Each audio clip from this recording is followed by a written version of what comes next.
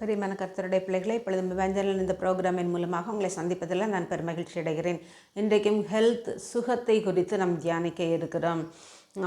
யோபு சொல்லும்போது, எனக்கு சுகமும் இல்லை, இளைப்பாறுதலும் இல்லை, அமைதலும் இல்லை, எனக்கு தத்தளிப்பே நேரிட்டது என்று தன்னுடைய உபத்திரவத்திலே யோபு கதறுகிறதை நாம் காண்கிறோம்.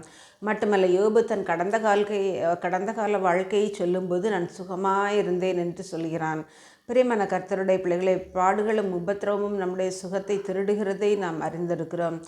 மட்டுமல்ல, சுகமாய் தங்க பண்ணுகிறார். சமாதானத்தோடு நான் படுத்துக்கொண்டு நித்திரை செய்வேன், கர்த்தாவே நீர் ஒருவரே என்னை சுகமாய் தங்க பண்ணுகிறார் என்று சங்கீதக்காரன் சொல்கிறதை நாம் அறிந்திருக்கிறோம். மட்டுமல்ல, உன் அலங்கத்திற்குள்ளே சமாதானமும் உன் அரமனைகளுக்குள்ளே சுகமும் இருப்பதாக என்று சங்கீதக்காரன் சொல்லுகிறதை நாம் காண்கிறோம்.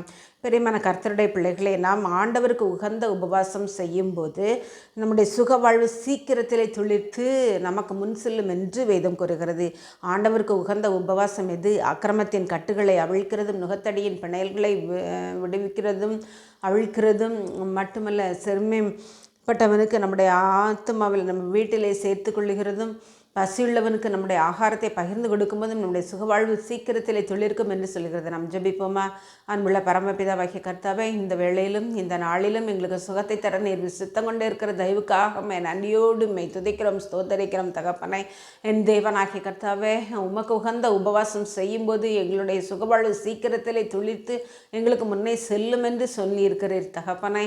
அப்பா, யோபு புலம்பினதைப் போல உபத்திரவமும் எங்கள் பாடுகளும் எங்களுடைய சுகத்தை திருடுகிறது என்பதை நாங்கள் அறிகிறோம் சுவாமி. என் தேவனாகிய கர்த்தர் நீர் பொறுப்படுத்திக் கொள்ளும். எங்களுடைய அலங்கத்திற்குள்ளே சமாதானமும் சுகமும் உண்டாயிருப்பதாக.